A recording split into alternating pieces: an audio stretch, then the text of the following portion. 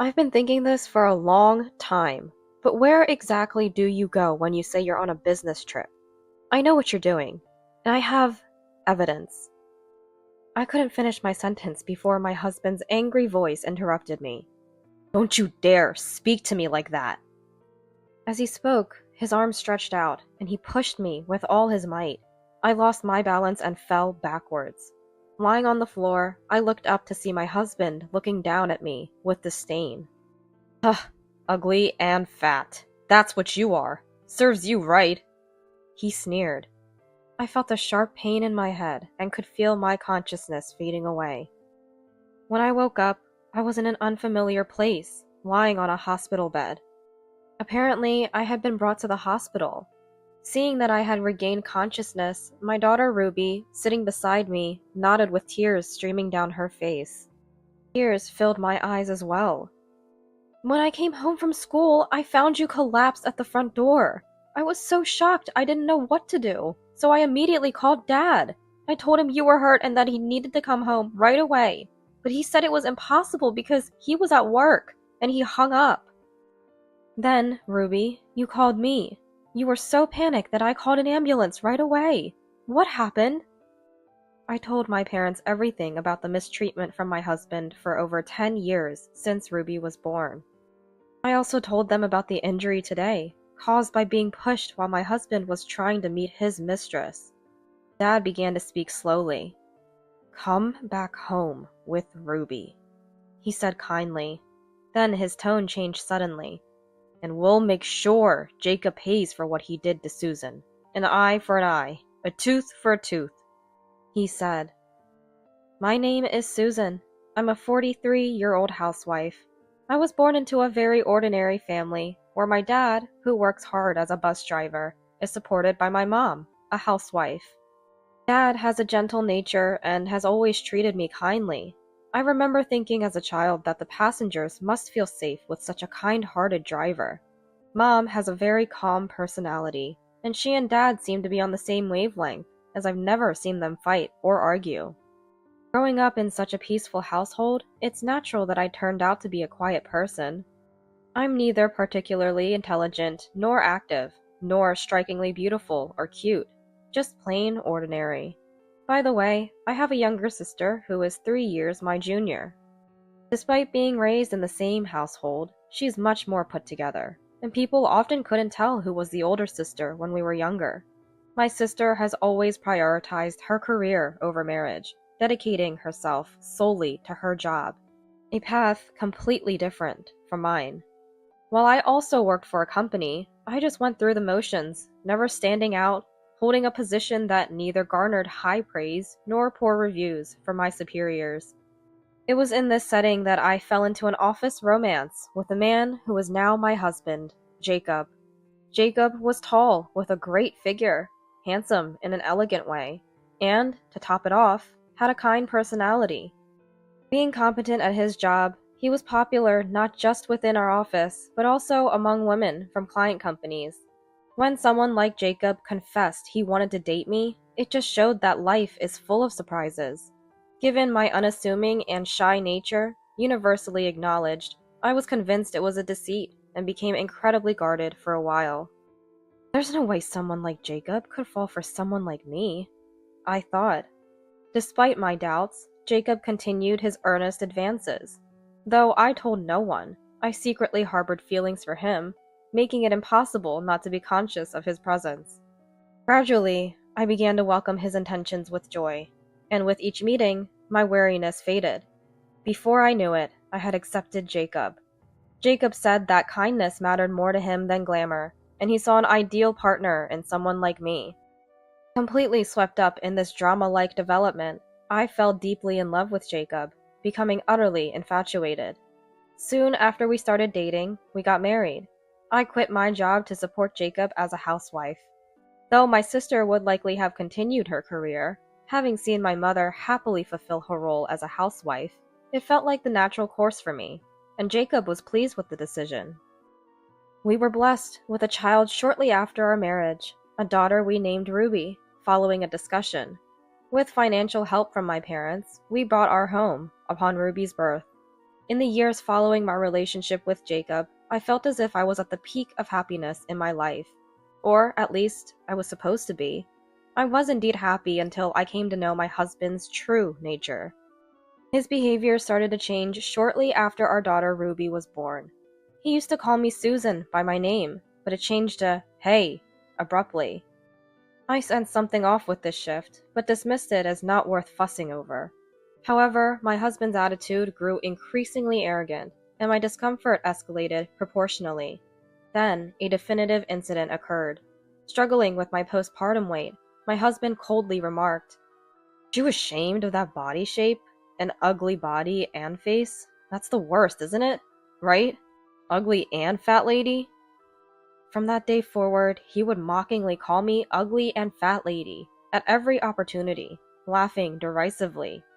Before long, my husband's return home began to get later and later. His arrivals at midnight or even early morning became more frequent. One day, I noticed the scent of perfume on his suit, a fragrance clearly worn by a woman, and not one of mine. The moment I realized this, rage filled my mind.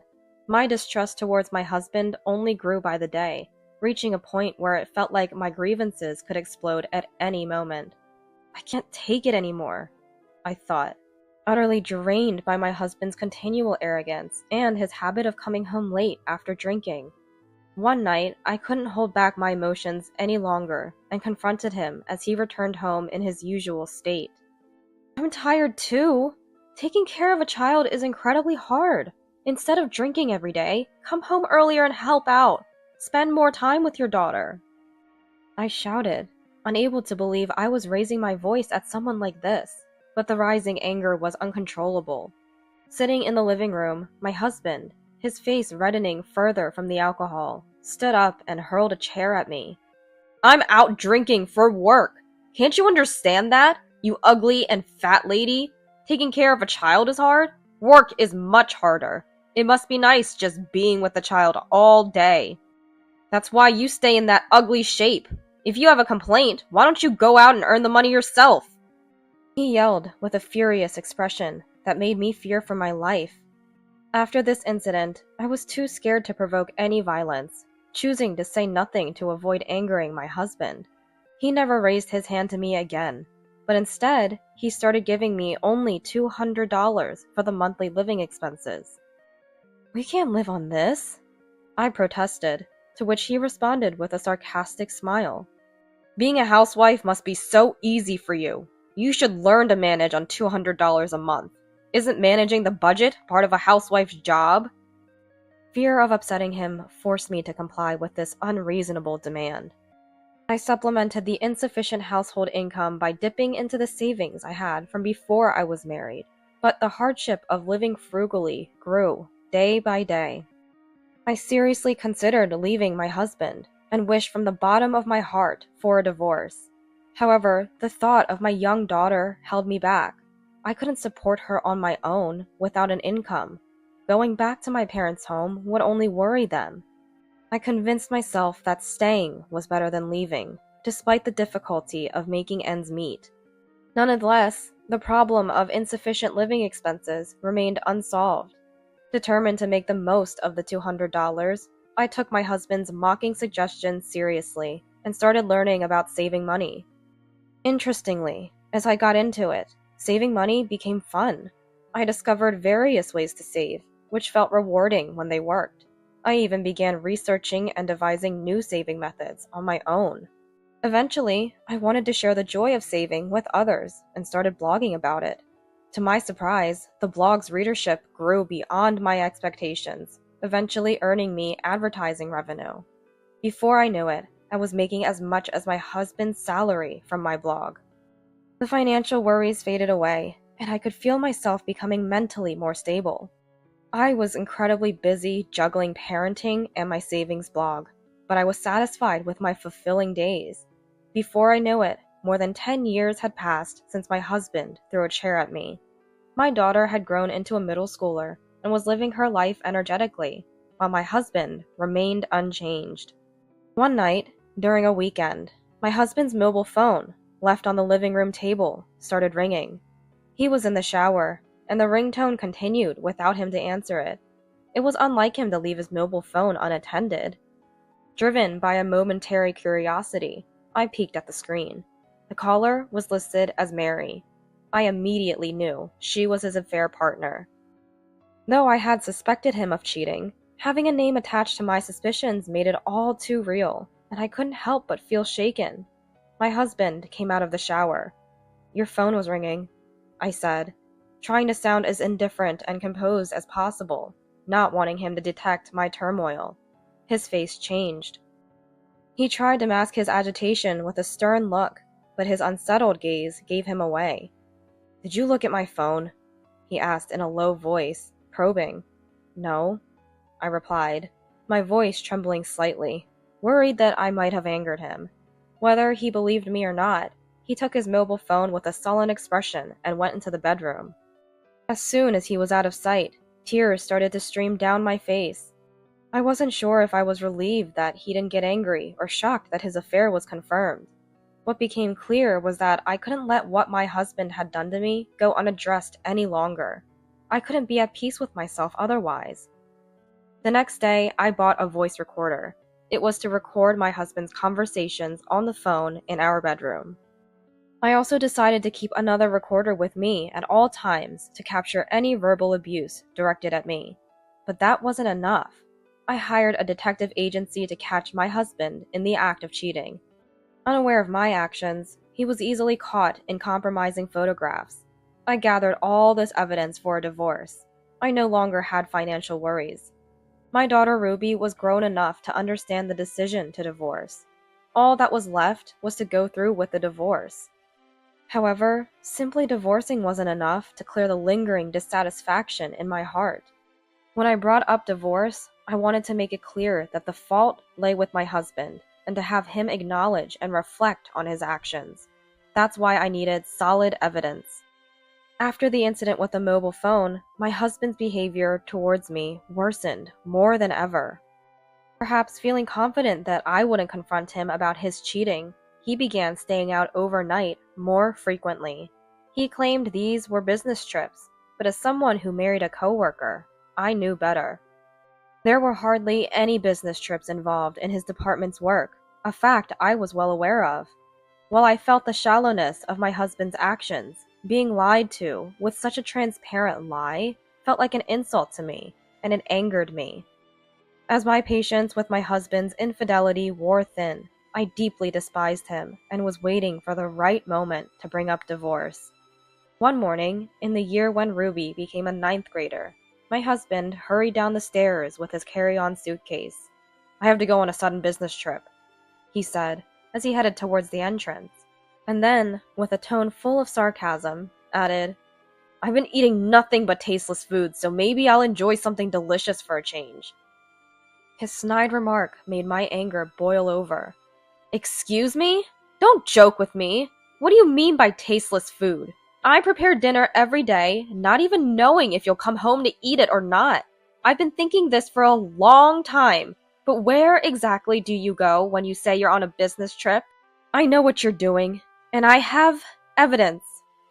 I couldn't finish my sentence before my husband's angry voice interrupted me. "Don't you dare speak to me like that!" As he spoke, his arm stretched out, and he pushed me with all his might. I lost my balance and fell backwards. Lying on the floor, I looked up to see my husband looking down at me with disdain. "Ugly and fat, that's what you are. Serves you right." He sneered and left the house with a nasty laugh. I felt a sharp pain in my head, perhaps from hitting the floor hard. The frustration of being pushed and insulted by my husband was unbearable. As I lay there, I could feel my consciousness fading away. When I woke up, I was in an unfamiliar place, lying on a hospital bed. My daughter Ruby and my parents were standing by the bed, looking at me worriedly. It seemed I had been brought to the hospital. "Mom, are you okay?" Ruby asked, tears streaming down her face. She had been crying for a while, as her eyes and the area around them were red. "Ruby, did you save me?" I asked, feeling relieved as I regained consciousness. Ruby nodded, crying even harder. Tears welled up in my eyes too. I tried to sit up and hug her, but intense pain throughout my body made it impossible to move. Stay still, my mom said softly, touching my hand. Her touch brought me comfort, and I began to feel calmer. My parents told me that although I had hit my head and various parts of my body quite hard, the injuries were not severe, and I could be discharged from the hospital if there were no problems. Ruby then told me about finding me collapsed at the entrance when she returned from school. I was so shocked. I didn't know what to do, so I immediately called Dad. I told him you were hurt and that he needed to come home right away, but he said it was impossible because he was at work, and he hung up. Ruby looked down sadly. So, Ruby, you called me. You were so panicked that I immediately called an ambulance. I was truly shocked. What exactly happened? As I started to explain, Ruby came into view. Ruby? Could you wait outside the room for a bit? I didn't want Ruby to hear this. I told my parents about the mistreatment from my husband over the more than 10 years since Ruby was born. I also told them that today's injury was because he pushed me while trying to meet his mistress. My parents listened silently to my story.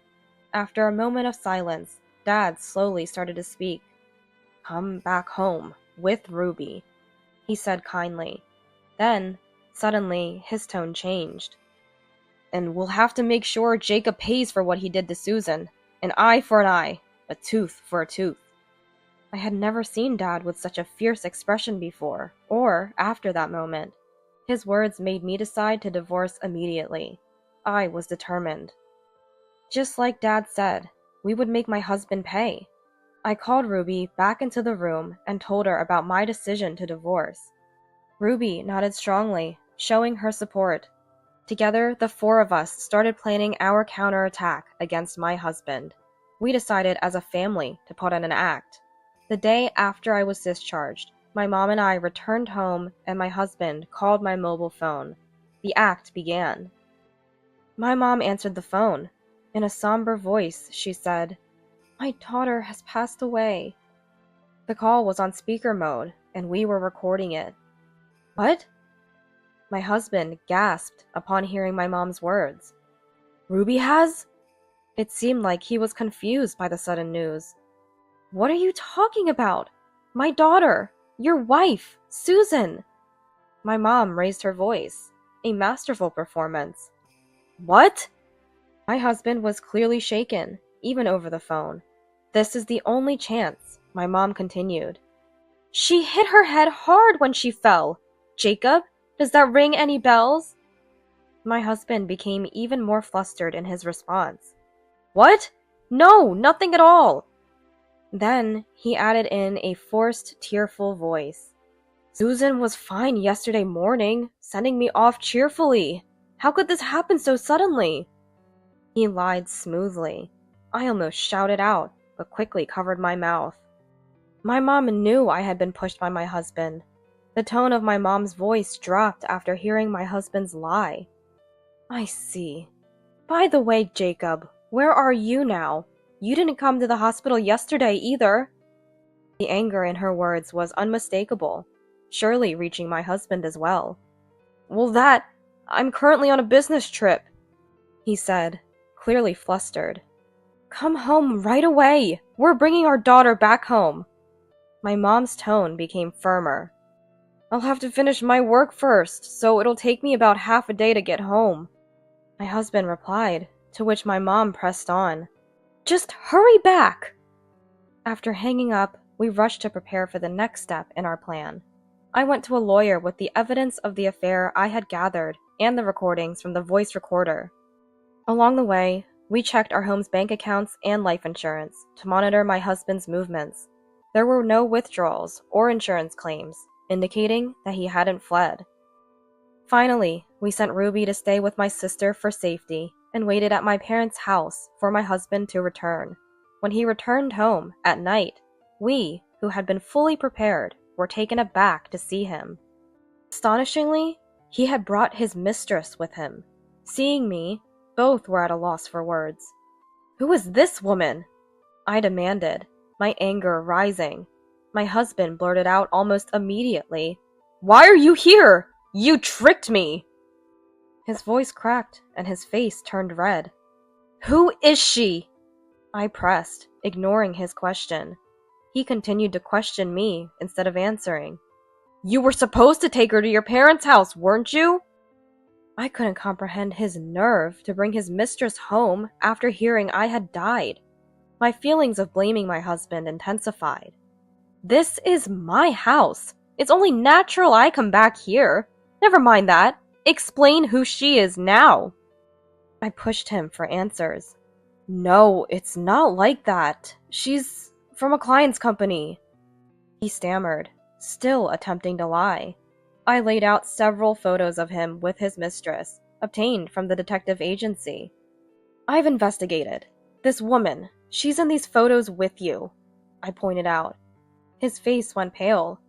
"Those must be doctored or something." He tried to deflect it, still lying. How far could this man jest?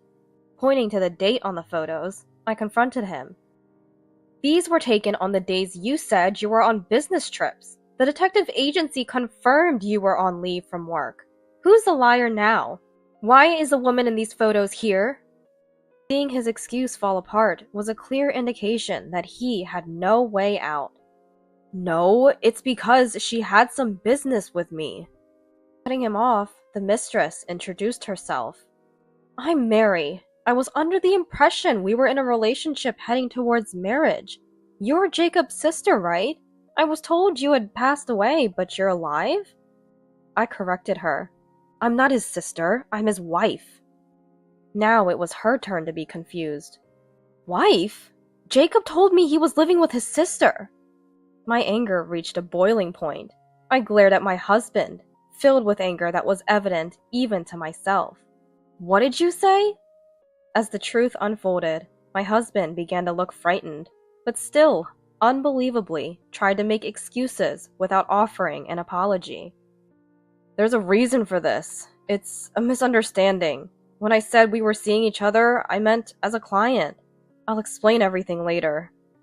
My husband tried to explain, but even his mistress seemed to grasp the situation now. "Jacob, what is this all about? You lied about your sister dying, and now it turns out she wasn't your sister, but your wife?" She confronted him fiercely. "I was deceived too," he retorted, trying to deflect his guilt. I calmly stated, "The one who was deceived here is me. For years you've been cheating on me, lying about business trips to meet her, and even pushed me to the extent of getting injured. You ignored our daughter's call, shaking with worry, because you were busy at work and didn't even come to the hospital. Then, thinking it would be convenient for you if I were dead, you brought her home. Who do you think was deceived?" She looked at my husband with disdain and said, "You did all that to your wife? So if we had gotten married, the same could have happened to me. You're the worst." "I wouldn't do that because I love Mary," he insisted. As I confronted him for admitting to his affair, he denied it, clearly shaken. Unlike my increasingly agitated husband, I became more composed. "This is the worst case scenario," I remarked. My parents, having witnessed everything, looked at him coldly. He had no one on his side. I had no love left for my husband. "We're getting a divorce," I declared, pushing him away, and she announced she was leaving him too. To my husband, who looked as if he might collapse, I said, "Pushing me and causing injury is a crime in itself, and there's evidence of your affair. I've already started talking to a lawyer, so be prepared." "You lied about being single and deceived me. Isn't that marital fraud? I want compensation for my wasted time." She was his mistress, but now we were both deceived by the same man. We felt like comrades in arms. "I didn't deceive anyone. I was the one deceived. And Susan's injury was her own fault, not because I pushed her. If you say it's my fault, show me the evidence," he defiantly claimed. I pressed play on the voice recorder. revealing our conversation from the morning he pushed me. This isn't the only evidence. I have recordings of all the verbal abuse you've thrown at me over the years. There's no escaping this. I have proof, too. The WhatsApp messages from when we met at the singles party, where you lied about living with your sister, she added. Realizing there was no way out, my husband lashed out. Shut up, you ugly and fat! If you were gone, I could have gotten the insurance money and married her. He looked at her with regret. After all, Mary is the daughter of a major company executive. Marrying her would have secured my promotion. You've ruined everything, you ugly and fat. In a fit of rage, he started throwing things at me and lunged towards me. That's when my dad, a bus driver who's also an experienced wrestler, restrained him. Then, she stood in front of my immobilized husband and slapped him back and forth. This one's for me, and this is for his wife, she said, delivering a powerful knee strike to his groin. My husband collapsed on the floor, writhing in pain. Unfortunately for you, even if I had died, you wouldn't have received any life insurance money because I've made my parents the beneficiaries. Also, this house is in my parents' name, not yours. He had assumed everything would automatically become his without even knowing these facts. You were only with me because I'm the daughter of an executive. You're truly the lowest. I'm glad we didn't get married. Nothing is going your way. How unfortunate. Now please leave immediately. Struggling, my husband managed to get up and staggered out of the house. Afterward, the divorce was finalized smoothly.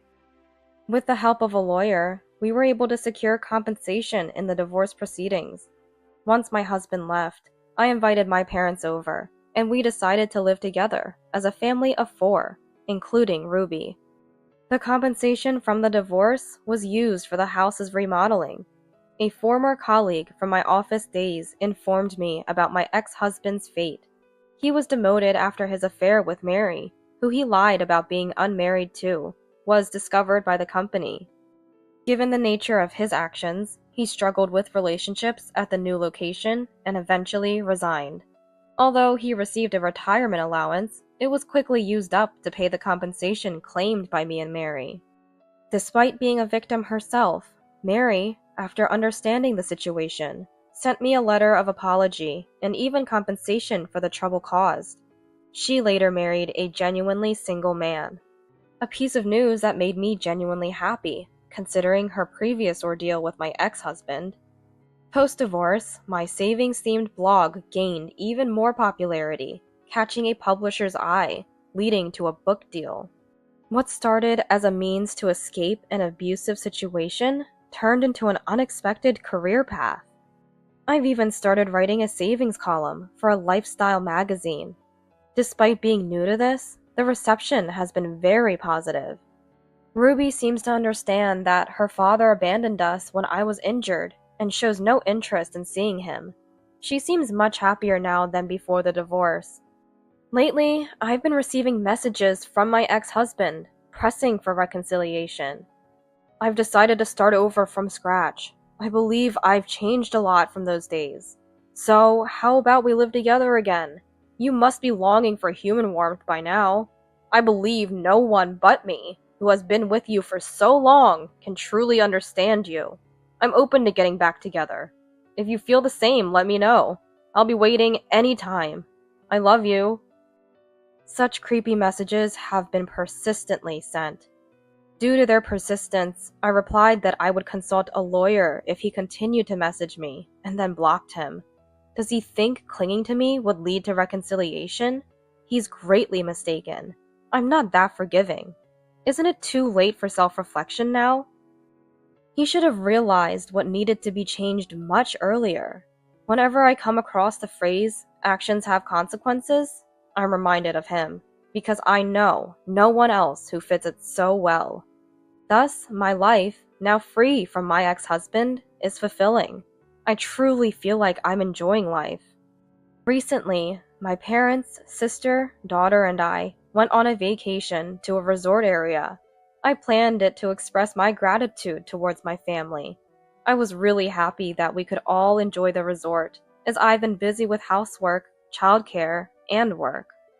Ruby has expressed a desire to adopt a cat, a sentiment I share. We plan to discuss getting a cat on our next day off, a small yet joyful addition to our daily happiness.